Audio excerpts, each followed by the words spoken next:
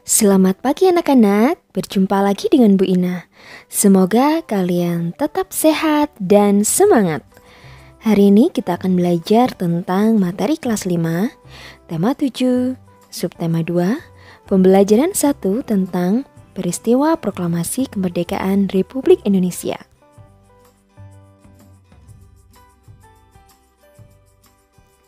Hari Kemerdekaan Indonesia dirayakan setiap tanggal 17 Agustus. Tanggal tersebut bertepatan dengan momen dibacakannya teks proklamasi Indonesia oleh Soekarno pada tahun 1945. Namun, perjuangan bangsa Indonesia untuk bisa merdeka dan membacakan teks proklamasi tersebut tidaklah mudah. Bangsa Indonesia harus mengalami penjajahan dari negara-negara seperti Belanda dan Jepang selama bertahun-tahun. Tujuan para penjajah mendatangi Indonesia memang untuk mendapatkan sekaligus menguasai pasar dengan menjual rempah-rempah yang saat itu sangat mahal. Melihat banyak orang yang menderita, Soekarno dan yang lainnya bergerak untuk maju dan melakukan perlawanan demi mengusir para penjajah. Pada akhirnya, perjuangan mereka pun menuai hasil. Berikut ini beberapa urutan kejadian sejarah kemerdekaan Republik Indonesia. Yang pertama, Jepang menyerah kepada sekutu.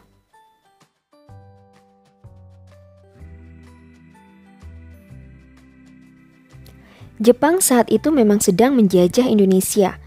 Namun, mereka juga mengalami serangan dari sekutu saat Perang Pasifik. Pada tanggal 6 Agustus 1945, terjadi pengeboman Hiroshima oleh sekutu. Sementara di Nagasaki, bom terjadi pada tanggal 9 Agustus 1945. Akibatnya, 14.000 penduduk Jepang yang menjadi korban dalam peristiwa itu. Hal ini yang membuat Jepang akhirnya mengaku kalah dari sekutu. Kemudian, Jepang pun membebaskan Indonesia. Pihak Jepang menjanjikan pembacaan proklamasi kemerdekaan Indonesia pada 24 Agustus 1945. Peristiwa Rengas Dengklok.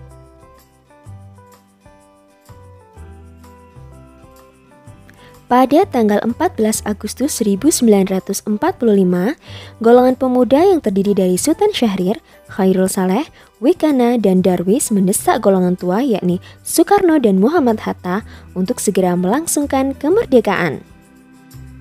Namun, menurut golongan tua, Indonesia harus memiliki strategi lebih matang untuk melangsungkan kemerdekaan. Akhirnya, kelompok pemuda menculik Soekarno dan Hatta ke Rengas Dengklok, Karawang pada tanggal 16 Agustus 1945 pada pukul 03.00 waktu Indonesia Barat. Mereka mendesak untuk mempercepat proklamasi kemerdekaan Republik Indonesia. Lalu, terjadilah kesepakatan antara golongan tua yang diwakili oleh Soekarno, Muhammad Hatta, dan Ahmad Subarjo dengan golongan muda tentang kapan proklamasi akan dilaksanakan.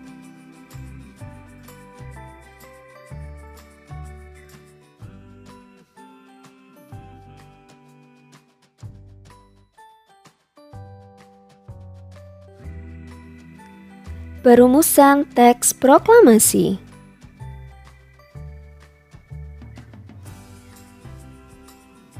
Setelah melakukan kesepakatan antara golongan muda dan tua, diadakanlah pertemuan PPKI di Rumah Laksamana Maeda, Kepala Kantor Penghubung Angkatan Laut Jepang. Rumah beliau dianggap menjadi tempat paling aman untuk melakukan perumusan teks proklamasi.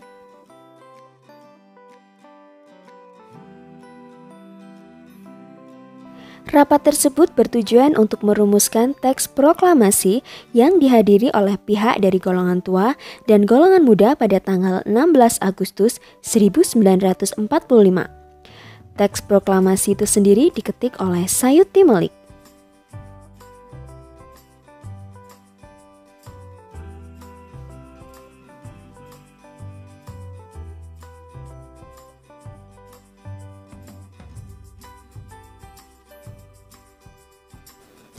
Detik-detik pembacaan naskah proklamasi.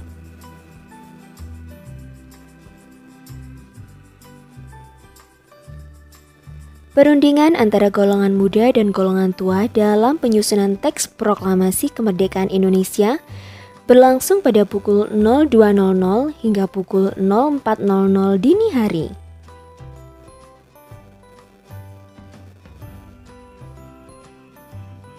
Teks proklamasi ditulis di ruang makan Laksamana Tadasimaida, Jalan Imam Bonjol nomor 1. Para penyusun teks proklamasi itu adalah Insinyur Soekarno, DRS Muhammad Hatta, dan Ahmad Subarjo. Konsep teks proklamasi ditulis oleh Insinyur Soekarno sendiri.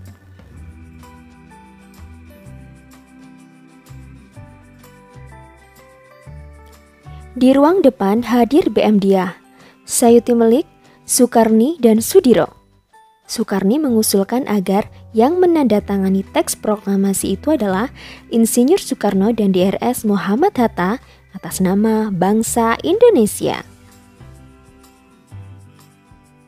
Pada pagi harinya tanggal 17 Agustus 1945 di kediaman Soekarno, Jalan Pegangsaan Timur nomor 56 telah hadir antara lain Suwiryo, Wilopo, Gakvar Pringgodikdo, Tabrani, dan Trimurti.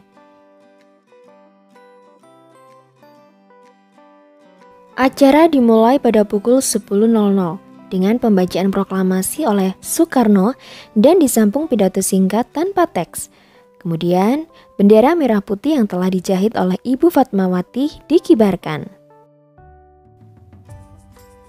Pada tanggal 18 Agustus 1945, Panitia Persiapan Kemerdekaan Indonesia atau PPKI mengambil keputusan mengesahkan dan menetapkan Undang-Undang Dasar atau UUD sebagai dasar negara Republik Indonesia, yang selanjutnya dikenal sebagai UUD 45.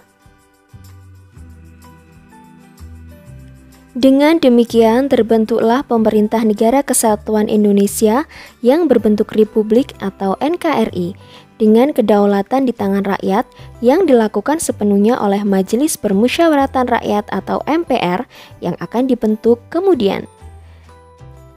Setelah itu Soekarno dan Muhammad Hatta terpilih atas usul dari Otto Iskandar Dinata dan persetujuan dari PPKI sebagai Presiden dan Wakil Presiden Republik Indonesia yang pertama.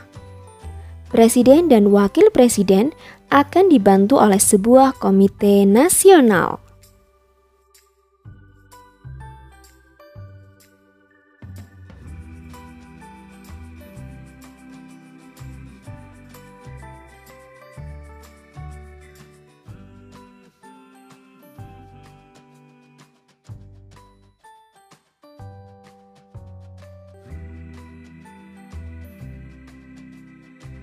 Setiap tahun pada tanggal 17 Agustus, rakyat Indonesia merayakan Hari Proklamasi Kemerdekaan ini dengan meriah.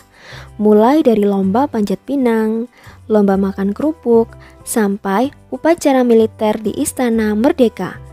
Seluruh bagian dari masyarakat ikut berpartisipasi dengan cara masing-masing.